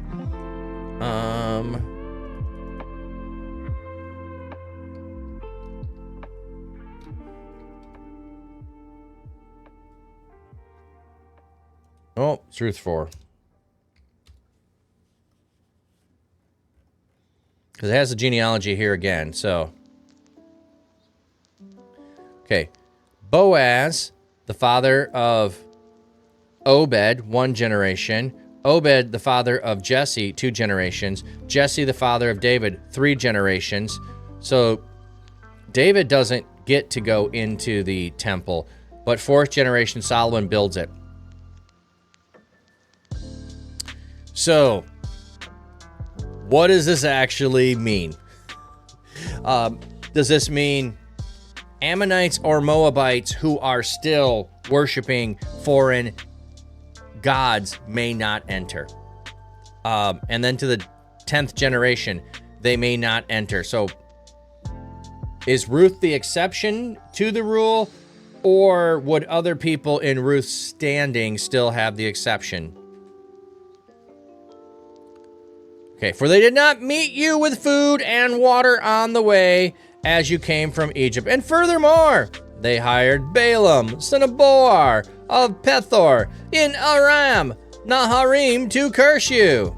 So they get no mercy because they gave you no mercy. They gave you no hospitality. They get no hospitality either. I think if you're a believer, you're considered from Israel. That's what I'm getting at. I think that's how it was. Because she does, for all practical purposes, say, your God will be my God, your people will be my people, to Naomi, and then she already is serving and worshiping God before Boaz redeems her. She also would have been previously married to someone from Israel, so may have already started worshiping God of Israel when she first got married. So we don't know any of that fact. It's not part of the story. But just saying that we like to paint these rules as black and white, that this is what it means. No exceptions. So it's not about biology. It's about worship practice. If you're practicing the worship of the Ammonites and the Moabites to the 10th generation, you don't get to come in. You will never come in because you are not following after and serving God. And you did even more. You did even more. Okay, so back to what they did. They got Balaam, but the Lord God refused to listen to Balaam and changed the curse to a blessing. For the Lord your God loves you. You must not seek peace and prosperity for them through all the ages to come. You must not hate an Edomite, for he is your relative. So you cannot seek their blessing and you can't hate them. You must not hate an Egyptian, for you lived as a foreigner in his land. Children of the 3rd generation born to them may enter the assembly of the Lord. So you have Egyptians who came out of the land of Egypt with you. Or you have Egyptians who are living as foreigners in the land. This might mean they're not fully doing circumcision or other things, but to the 3rd generation of those who are born, they can start practicing and worshiping. They were more hospitable to you than Edom. So we're getting a contrast here. When you go out as an army, Ghost, welcome him. When you go out as an army against your enemies, guard yourself against anything impure. If there is someone among you who is impure because of some nocturnal emission, he must leave the camp. He may not re-enter it immediately. When evening arrives, he must wash himself with water, and then at sunset, he may re-enter the camp. The Hebrew, karem, merely means to happen. So the phrase here is euphemistic, a night happening. For some kind of body emission such as, such otherwise normal physiological functions render one ritually unclean, whether accidental or not. This is also similar to women who are menstruating are unclean. It's just you have to be separated, set apart, and you have to be restored to community. Queen, thank you for the tab. And thank you everyone who does come in and type something in the chat. We've learned recently that bots do not recognize lurkers well if lurkers haven't said anything, and therefore have caused problems for a few streamers. So appreciate that, Queen. Anyway, so there is you're ritually unclean. You didn't do anything wrong. You are just ritually unclean. You need to get cleaned before you can return to being with everyone else. And you have to be excluded for a time before the cleansing can happen. You are to have a place outside the camp to serve as a latrine. You must have a spade among your other equipment, and when you relieve yourself outside, you must dig a hole with a spade, and then turn and cover your excrement. That's right, no phantom dukes. If anyone knows that reference, let me know. No phantom dukes, my friend, outside the camp. Dig, bury, cover. For the Lord your God walks about in the middle of your camp to deliver you and defeat your enemies for you. Therefore, your camp should be holy, so that he does not see anything indecent among you and turn away from you. Kit, reading Deuteronomy makes me give thanks to the Lord for the new covenant. On some levels, yes, but there's a beauty of you're in relationship with God and everything about it is serious. Not that I want to practice these things, but I love the level of which these are detailed at. That you're in relationship with God. there's a standard of how we're going to do things in this family. I mean, the same way, my mom had standards of no hats at the table. No hats at the table. She also had another rule on how long your hair could be. But it was, if I see it, I'll cut it. So it's like these two conflicting things. If I can keep it covered up, I can grow my hair as long as I want. But I have to have my hat off at the table. So how do I keep my hair long and you know, eat at the dinner table? Anyway, there is a level of relationship that is played out here. Yeah, some of these things are contrary to our modern sensibility of things. I get all of that. I feel the irk of those too. But there's also I'm glad I got a toilet. I don't want to go outside and have to deal with that.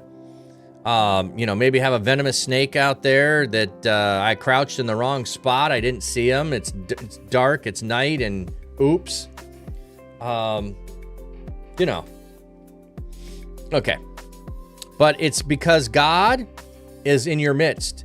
So if God is in your midst, then excrement is outside the camp. If you want God in your midst, then those things go outside the camp. That's why people that become unclean leave the camp. Okay, so it's not that there's anything wrong with the person. They just need to be removed from camp, and when they become ritually cleaned again, they return to camp. Depending upon the degree of what happened, it's usually until nightfall. Why? Because evening is the beginning of the day. So you're actually leaving until the end of the day, nightfall. Evening and morning is the first day. So evening is the beginning of the day. You return back to camp. You're restored back to camp at the beginning of the day, which is after nightfall. I know that might not seem the way that we would think about it, but that is the idea that we're seeing here in the Old Testament. Okay. You must not return an escaped slave to his master when he has run away. Indeed, he may live among you in any place he chooses, in whichever of your villages he prefers. You must not oppress him. Okay, I got questions on this. This is for the people in the land. Okay, so granted, Paul's not violating this by returning the slave to his master. In Philemon, who we just read about, Onesimus, the slave, is returned to Philemon. And but this is not the intent to return him to slavery. The intent is to return him so that Philemon could release him, so that Paul could have him back. So it's not in violation of that. It's also not someone in the land. So it doesn't apply to, I don't think this is transferable to people outside of the people of Israel. Let me put it that way. The other thing is, though, the argument about and the rules of runaway slaves having to be returned clearly is not based on Scripture. People who in the United States made the arguments that slavery was permissible, went throughout Scripture, picked their passages that they wanted to argue for slavery. I'm not saying that you can't find arguments for slavery in the Bible. It's not what I'm saying. But what they did is they ignored the ones that would have been, how do you treat a slave? And how do you don't return slaves if they're able to escape? They ignored the ones that did not go their way, and they found the ones that went the way they wanted. So yes, I can make an argument against slavery from Scripture. And yes, there's some that it's like, well, what do you do with this? Well, some of it was slavery that had to do with, what do you do with people in war after you're conquering their territory? Where are they going to live? How do you take care of them?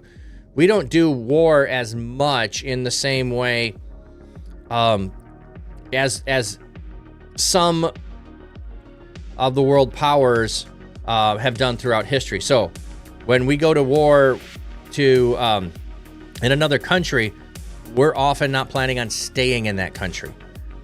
It may be between two neighboring countries and we're trying to bring stability and or fight on the side of one of them where that will happen.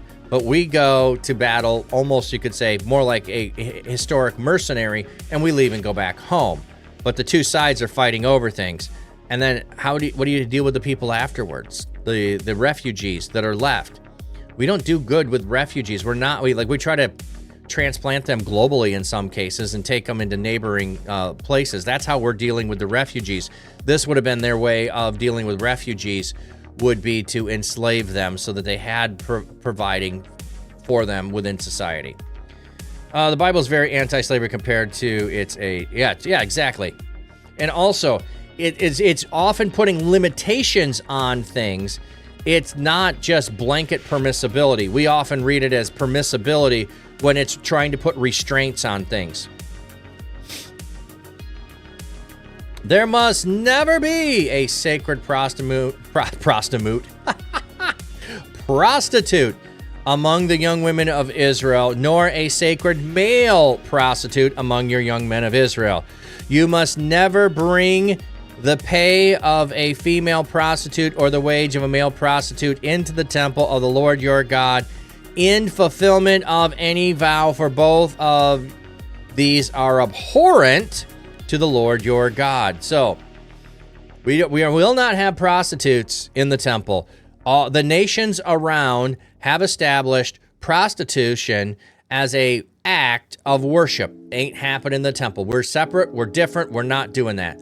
Furthermore, if you were with a prostitute, the prostitute cannot bring their pay and give it to God. The prostitute, whether male or female, even if it is in fulfillment of a vow. So it doesn't matter, even if it's this serious, that you have made a vow that you were going to get paid 30 shekels of silver if God did something, whatever the vow was, or you're vowing something, and then you're going to bless. If the money that you're bringing is from prostitution, it's the wages of prostitution, it doesn't fulfill the vow. Now, what I'm not clear here on is, can I exchange that money for something else and bring that? Like, if I got paid in shekels that were silver, could I exchange them for gold and bring them? No, it's, I think, still the money that was earned in that manner. And so it's excluded. You cannot bring it. It's not part of it. But this goes further into later on when we get into the money changer thing, where they would have it so that no Roman coins would be brought into the temple. You had to have the coin of the temple, because you can't have anything that has to do with stuff outside coming into the sacred space, which is funny when Jesus says, hey, who's got one of these? And somebody in the temple space brings one out, which is prohibited to have in the space. I don't know if okay. Ill-gotten gains. I don't know if I would say ill-gotten gains, because I wouldn't think that a prostitute who does not have another way of providing for themselves is ill-gotten gain. They are doing whatever they can in order to provide for themselves, but the manner of which they're doing it is against the way that God has designed us. We are not designed to sell our bodies for the privilege of someone else. That's not what we're to do. So I think it's the act that is the problem, not the motive for it. Like, I'm not just trying to take, because it's like, how else are they going to be? It's got to be the prostitute bringing the money.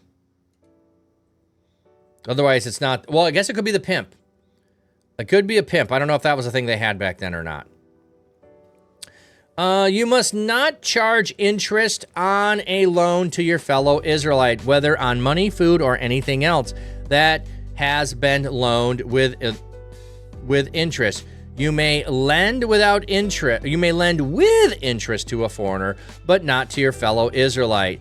If you keep this commandment, the Lord your God will bless you in all you undertake in the land you are about to enter. Okay, this is one of the things they do not do. They're charging interest. They're not doing loaning stuff. Oh, God will bless you if you keep this command. Well, they didn't keep it. It'll be profit rendered for work that is against God's law in that context is what you're referring. Yeah. I think of ill-gotten gains as swindling someone else. So that's why I was thinking, no, ill-gotten is I cheated somebody out of something. That's why I have a little different definition of ill-gotten gains. Or maybe it's more narrow. That it's against the law. Oh, okay. I see I see your definition there. Gotcha. Something that is prohibited by law, you're gaining from something prohibited by law. Fair enough. Fair enough. All right. I think this will be our last ad break. And then we will be raiding out after we finish this chapter. And we'll raid out to the fish, and then we will raid back over to the Church Digital once I'm up and running there. Life by the reeds. Fish pond calm and glassy clear. View it all right from you. Dapper man with sax in hand plays tunes by his quiet land. Acoustic guitar in the breeze serenades the fish with ease. Watch the fish, they swim along to the rhythm of his song. Flat Cat Pastor shows the way. Stream it live, come what may. With his cam he shows it all. Little fish, both big and small. Life in pond so serene. Nature's beauty on a screen. See the ripples, watch the flow. Hear the music, gentle glow.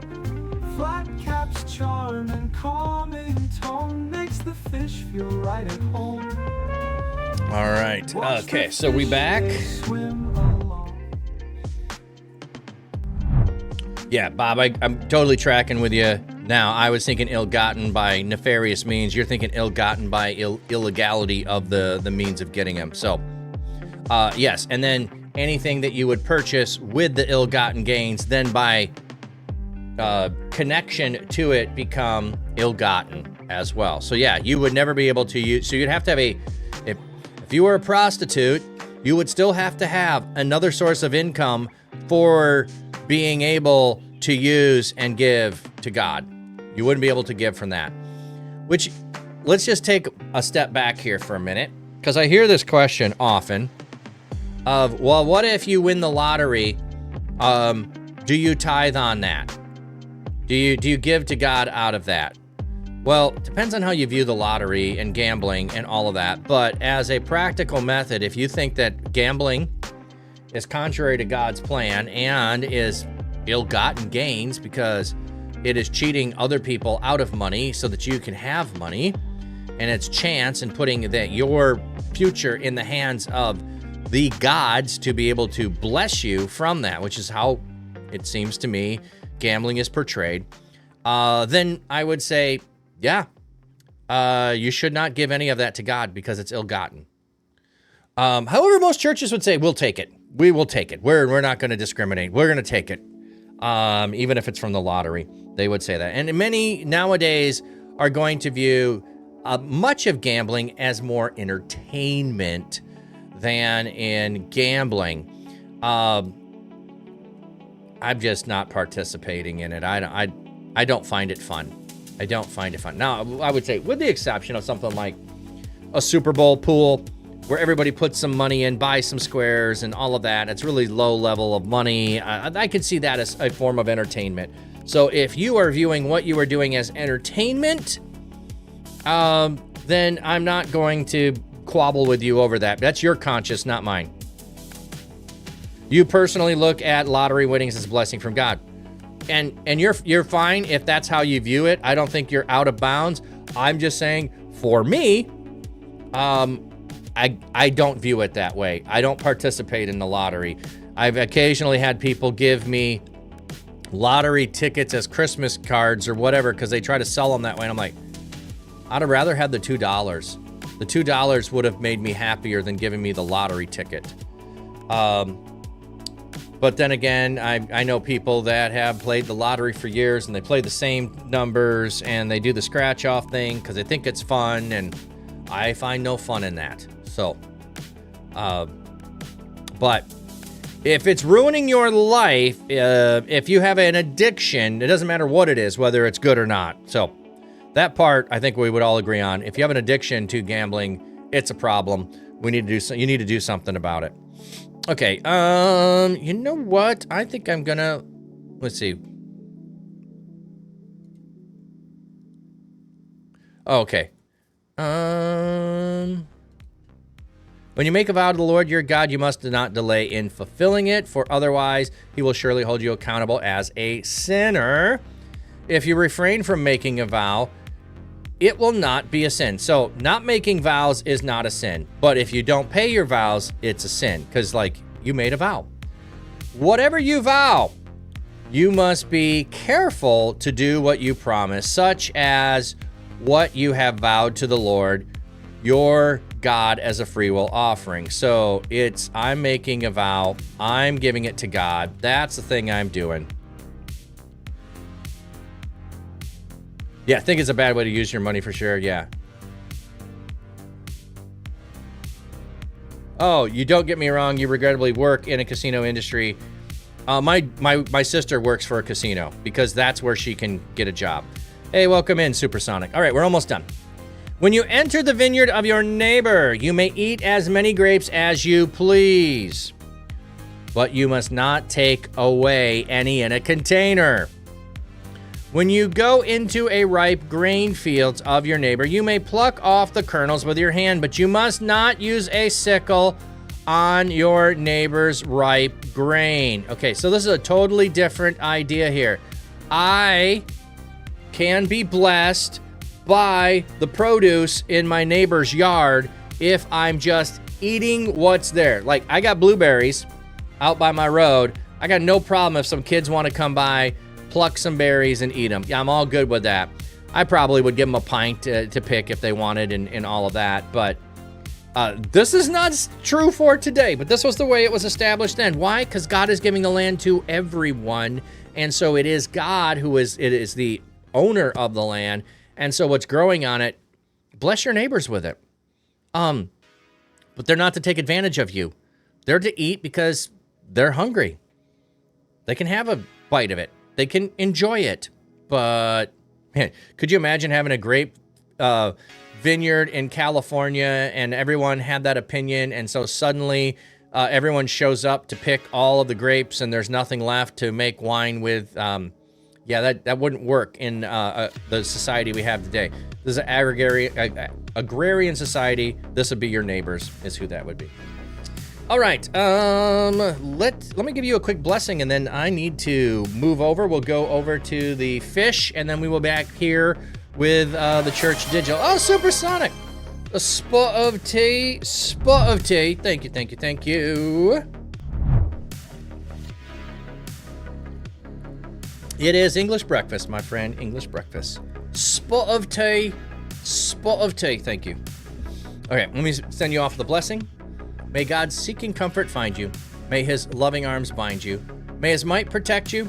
May his wisdom direct you. May the joyous love of Jesus Christ be with you and all those you know, both now and forevermore.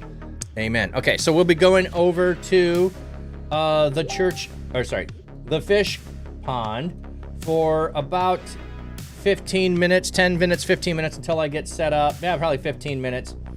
And then we will be raiding over to the church digital for the convo, the podcast with Druzy. So thank you everyone for being here. Appreciate you all. Co-working today? No. We're just going over there because I can't raid from this one on this computer to my other account on this computer. So we got to raid the other computer while I get this one set up, and then we come back over. So that's why, because I can't make that work. So anyway, prayer for 10-2, so that we don't forget that. God, the harvest is plentiful and the workers are few. We are praying for more people. And the podcast I'm doing is to help shed light on the need and the people that are already doing the work. So God, send out more workers into the harvest to be salt and light in dark spaces. We pray for that on Twitch with all our friends. You give them courage and strength to know that they're not alone, to know that you are here with them, and for others to take those steps of faith. We pray this in Jesus' name. Amen. We'll see you in again a little bit.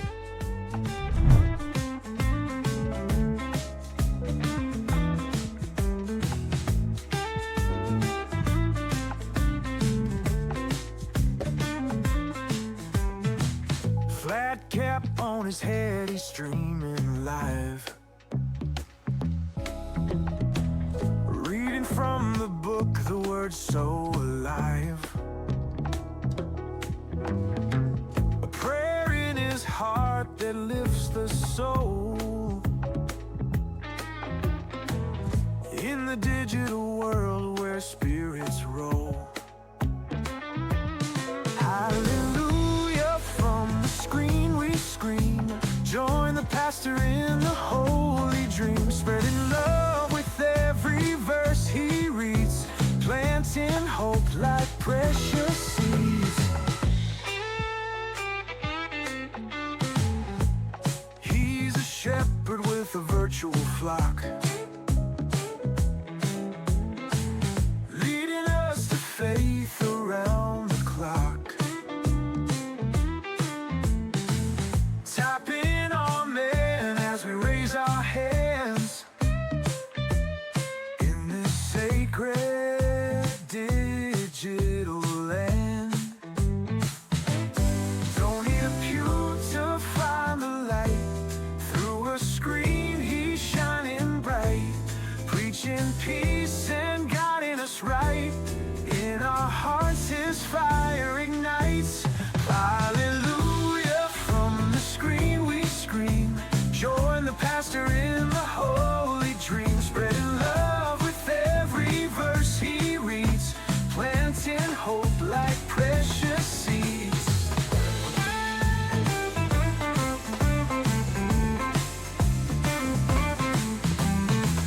Chat is buzzing with the gospel truth.